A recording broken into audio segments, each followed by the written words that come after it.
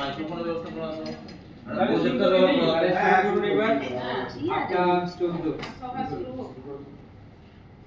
আজকে একটা আমাদের কাছে একটা বিশেষ মুহূর্ত।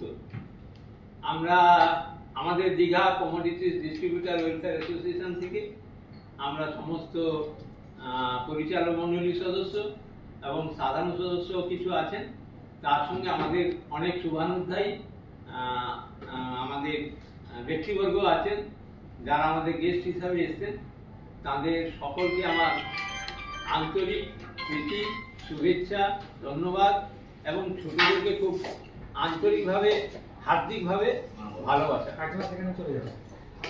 সর্বাগ্রে বলি, আজকে আমি ঠিক অন্য পোশাকে আমার মনের ইচ্ছায় আমি মায়ের কাছে এসেছি।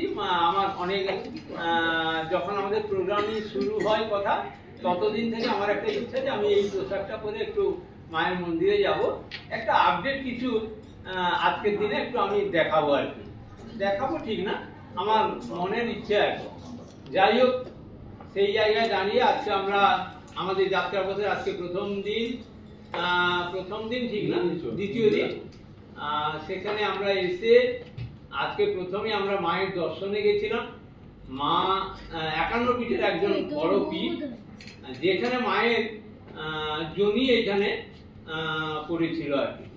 সেই জনিকে কেন্দ্র করে মায়ের প্রতিষ্ঠা দিবস, মায়ের খুব বড় ধরনের অনুষ্ঠানও এখানে হয়। তবে সর্বপ্রতি বিবিধ মতে বিবিধ আচার আছে। মায়ের জনিটাকে নিয়ে আমরা অনেক কিছুই, তার কথাবার্তা অনেক বৈদিক মতে অনেক কথাই আছে। তবে বিশেষ কিছু কথা আমার কাছে খুব আমার মনে স্ট্রাইক লাগে, বা বিগত দিনেও আমি এসেছিলাম মায়ের এখানে এসেছিলাম, মায়ের পুজো দিতেও গেছিলাম। এবং আজকে যেটা আমরা মায়ের যে স্থানটায় যাওয়ার জন্য উদ্দেশ্য ছিল, ঠিক সেই জায়গাটা আমরা পৌঁছাতে পারলাম না। এবং তার জন্য একটা আমাদের একটা বৃহৎ একটা কারণ আছে। জানি না, আমি যতটুকু জানি সেটা কতটা ঠিক। মা হচ্ছেন আমাদের কাছে মাতৃসম। তিনি মা শব্দটা কিন্তু একটা কথা, খালি মা, কিন্তু তার অবদানটা কিন্তু মাটির থেকে একদম আকাশ পর্যন্ত। এটা কিন্তু বিশাল, এর কিন্তু বিরাট, এর কিন্তু অবদান কোনো কিছুতেই ভোলার মতন না।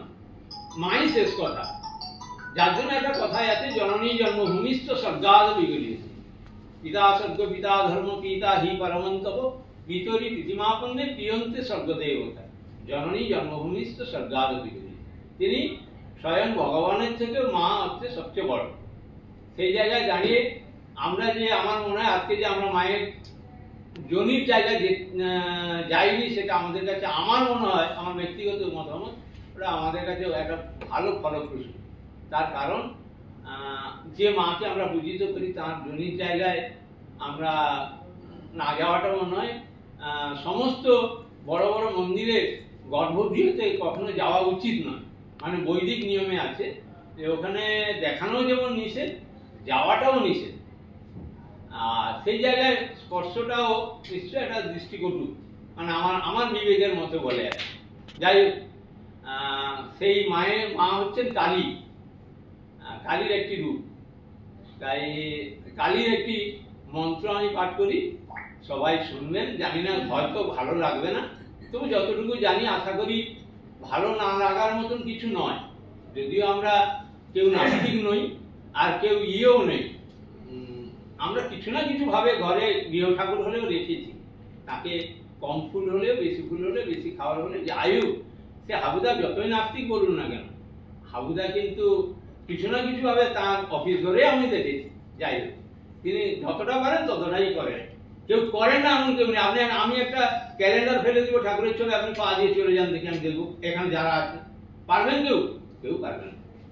যাই হোক, সেই জায়গায় দাঁড়িয়ে একটু মায়ের একটু মন্ত্র বলি।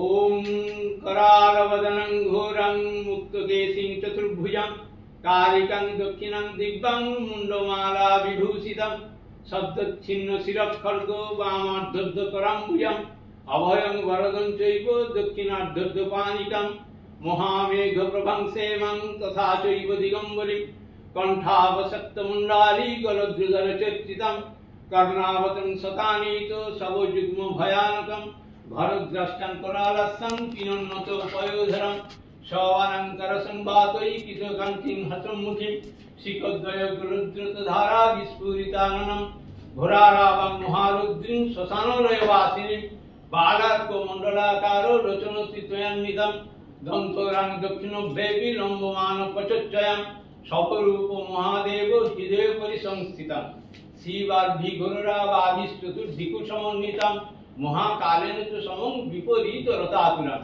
সুখ প্রসন্ন বদনং শ্রেরারণ সরলুহম এবং সঞ্চিত কালী দক্ষিণার্ধত্ব পানিকা। জয় মা দক্ষিণা কালিকায় নমঃ, জয় মা দক্ষিণা কালিকায় নমঃ, জয় মা দক্ষিণা কালিকায়। এটা একটা কালী ভালো মানে জাগ্রত এক প্রকার বলা যায়। আর তার সঙ্গে আছে কালীর দশ মহাবিদ্যা। কালীর 10টা অবতার, তিনি 10 রূপে তিনি দর্শন করেন, তিনি ভক্তদের কাছে পৌঁছে যান।